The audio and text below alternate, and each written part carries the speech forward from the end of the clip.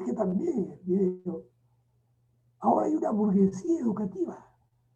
Y esa burguesía educativa enriquecida por los privilegios que le ha dado el Estado en las leyes, ahora quiere hacerse dueña del Estado. Y por eso vemos a los dueños de las universidades privadas formando partidos políticos. Y debían haberle puesto su nombre a los partidos, porque en realidad son simplemente vientres de alquiler, dueños de un modelo de organización política que no tiene nada que ver con un partido político. Estos señores de la educación, así como en China había los señores de la guerra, los señores de la educación están dispuestos a capturar el Estado a sangre y fuego. Y eso es lo que nosotros, creo, nos hemos percatado, y los jóvenes con mucha más lucidez. La generación del bicentenario, como se le ha llamado, ha sido capaz de romper ese pacto de silencio frente a la Constitución. Ahora la discusión es, no, la Constitución está bien, hay que cambiar algunas cositas. No, un momentito. La Constitución no es un pantalón de payaso cubierto de parches, hecho de parches de todos colores. No, la Constitución es un todo homogéneo que refleja los intereses de las clases hegemónicas en el poder del Estado. Y ya hemos sido testigos cómo los poderes fácticos, económicos, eclesiásticos también de las iglesias, son capaces de pretender dirigir el Estado para favorecerse aún más de lo que han sido favorecidos. Ese es el problema. O sea, la Constitución está construyendo un imaginario social que ya el conjunto de la población se ha dado cuenta que es una máscara. O sea, que esa máscara ha sido levantada por el movimiento social y han quedado, como decían, el emperador desnudo. El emperador está desnudo ahora. Las clases hegemónicas en el Estado peruano ahora están tal como son. Todos los presidentes, gerentes de las grandes empresas enjuiciados por corrupción. Así es la realidad de este país, lamentablemente. Muchas gracias, Alfredo. Vamos a otra pregunta, ¿no? Pero hay que poner un poco de libre, si no, no todos van a poder hacer las preguntas. Yo creo que unos 5 minutos máximos para pregunta, porque la idea es que cada panelista te pueda hacer 2 preguntas, 3, ¿no? Para tocar diferentes temas. Mira, Yulisa, que no puede conectarse, ella te hace la siguiente pregunta. Escucha. Si el currículo reproduce la sociedad capitalista, dice, con las herramientas propias de este sistema, ¿cómo la Asamblea Constituyente, dice, como la Asamblea Constituyente, o sea, una herramienta propia del capitalismo, la educación le parece que puede tener otro giro? A ver, la idea es un poco lo que se llama la teoría de la reproducción, ¿no es cierto? Que es la teoría de los clásicos del marxismo, cuya tesis central es de que la educación es un aparato ideológico del Estado que contribuye a reproducir el modelo de sociedad que lo desarrolla.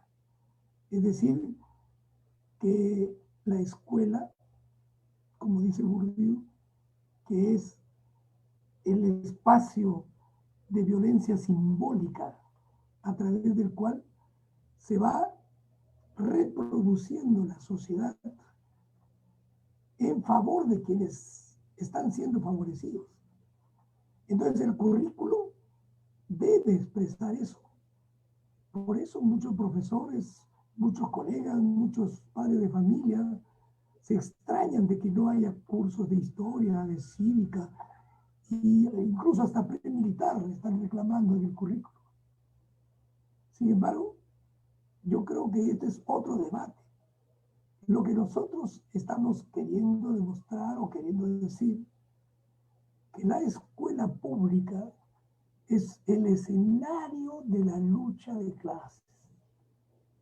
Es decir, en la escuela pública no solamente participa las clases dominantes a través del Estado, a través de la educación y a través del currículo, sino que en ese trajinar de este diseño curricular también están presentes las otras clases. Eso es lo que dicen los movimientos neomarxistas, más allá de la reproducción. La escuela, si bien es cierto, está hegemonizada, el currículo está hegemonizado por las clases hegemónicas, las clases dominadas también expresan su punto de vista, su sentido. Y en estos días, eso se ha manifestado de una manera prístina. El gabinete del señor Merino no ha durado ni 48 horas, ¿no es cierto? Aunque en esas 48 horas ya hicieron algunas tropelías. Lo cierto es que ese aparato escolar, ese aparato ideológico del Estado, que pretende que se reproduzca la sociedad tal como está, también ha entrado en crisis, junto con el sistema político. Y de ahí la urgencia que hagamos una nueva constitución, un nuevo pacto social que refleje no solamente la crisis, sino la muerte de este modelo de sociedad neoliberal al que nos ha conducido no solamente Fujimori, ¿no es cierto? Porque Toledo hizo el segundo piso del modelo económico de Fujimori y modelo político. Y luego los demás han ido haciendo lo suyo, sin salirse de ese parámetro que le han señalado los elaboradores, los diseñadores de la Constitución del 93. Yo creo firmemente que en la escuela los maestros progresistas, los maestros revolucionarios, los maestros libertarios tienen la obligación de desarrollar el pensamiento crítico. Pero no ese pensamiento crítico que dice el currículo actual, porque ese pensamiento crítico está orientado en otra dirección. Nosotros queremos que se haga un pensamiento crítico audaz, libertario, emancipador, porque seguimos siendo lamentablemente una sociedad y un Estado colonial.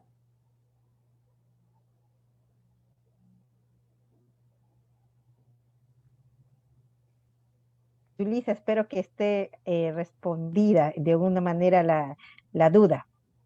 Ahora le invitamos al profesor Renato Achata, ¿no? Dirigente del Sindicato de Maestros de Loreto, a ver su pregunta. Renato, hola. Buenas tardes, Alfredo, a todos los amigos, a Yulisa, a Peter. Soy de la generación del 75, el 80 ya tenía algo de raciocinio, así que quería iniciar esta intervención reflejando lo que estamos viviendo el día de hoy, ¿no?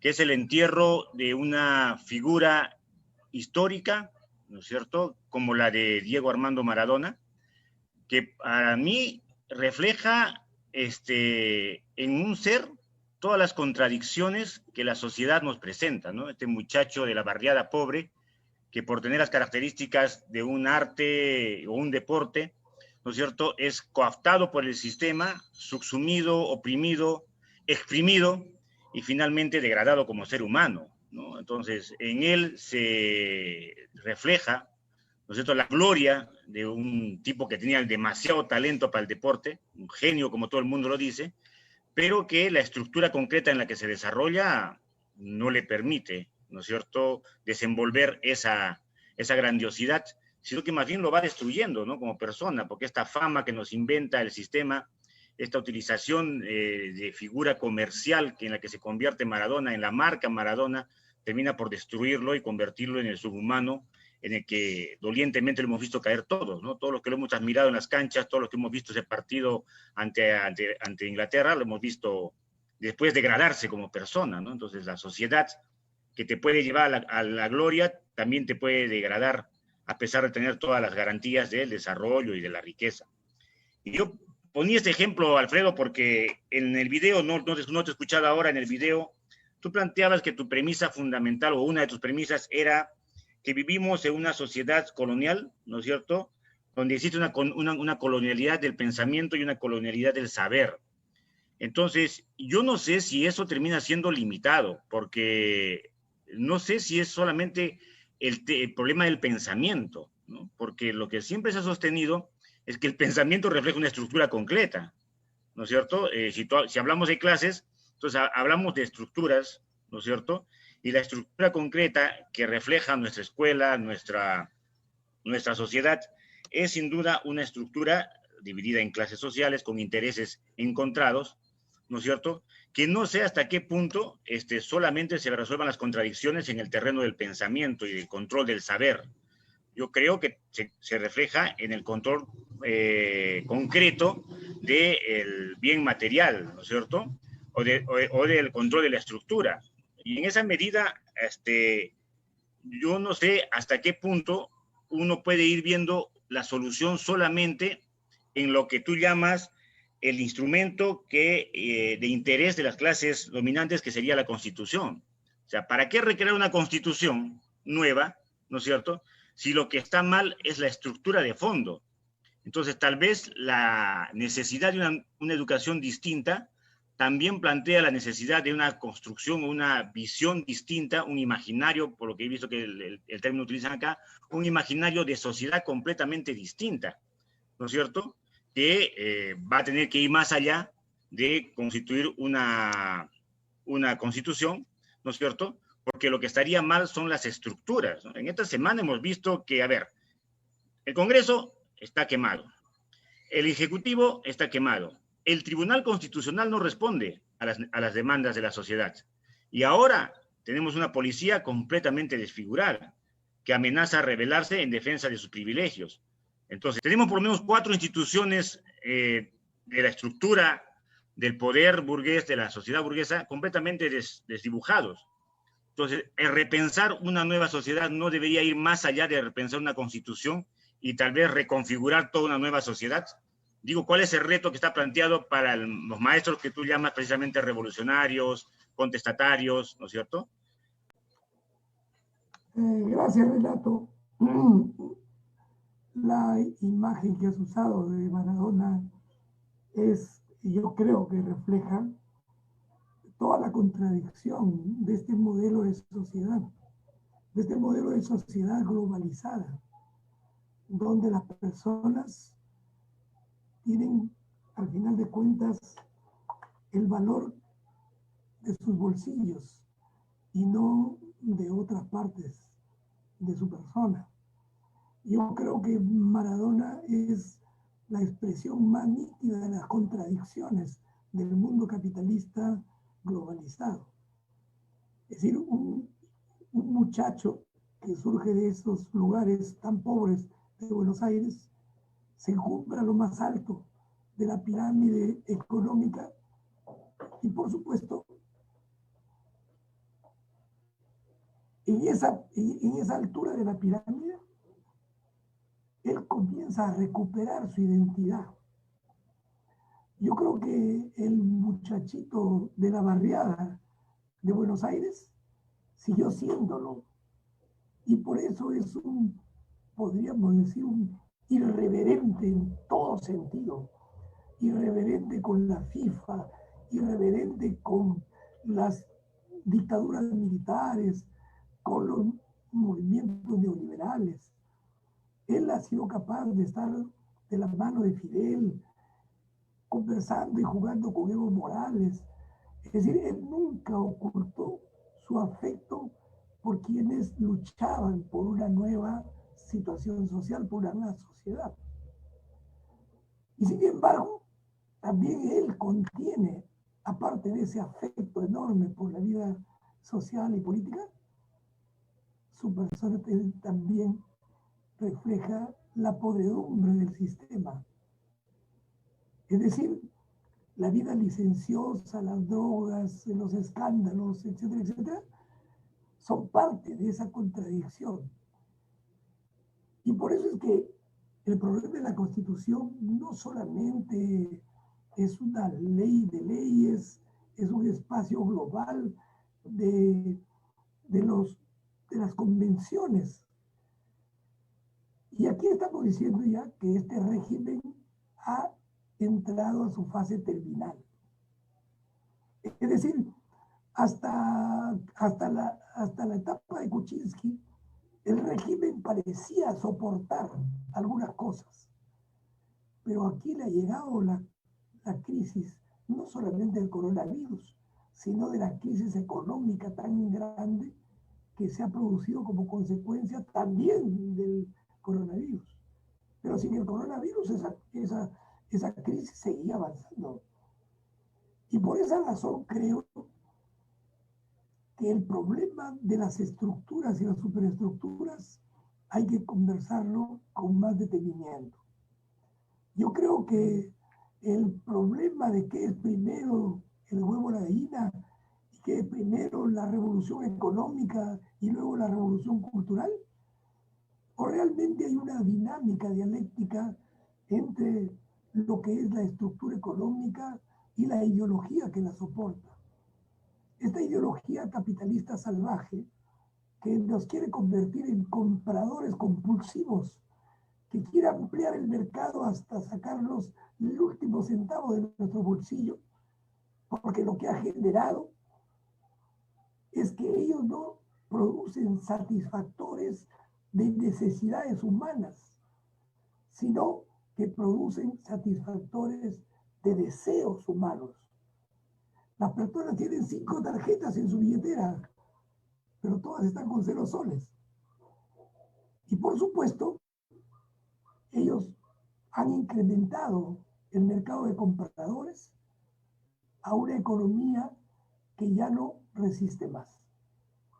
Esto es muy importante porque en la movilización de los jóvenes de la semana pasada es una movilización espontánea que ha destruido el régimen que construyó Fujimori y sus adeptos. En este momento estamos en una crisis de régimen, no en una crisis política cualquiera, en una crisis de régimen que requiere una nueva reestructuración de la sociedad peruana. Por supuesto, la pelea va a estar en la cuestión política, en la cuestión económica, en la cuestión social, pero mientras no construyamos un nuevo imaginario, una nueva visión de país a través de una herramienta legal para orientar ese desarrollo, creo que va a ser más difícil. Mantener esta constitución significa mantener el statu quo. Y lo que tenemos que hacer es una asamblea constituyente que represente, como fue la del 79, la diversidad del país, no solamente en términos de clases, sino en términos de pueblos. Tenemos que convocar no solamente al proletariado, al campesinado, sino y sobre todo ahora a los pueblos indígenas, andinos y amazónicos, cuya fuerza está en su vinculación con las raíces culturales de un mundo diferente al capitalista.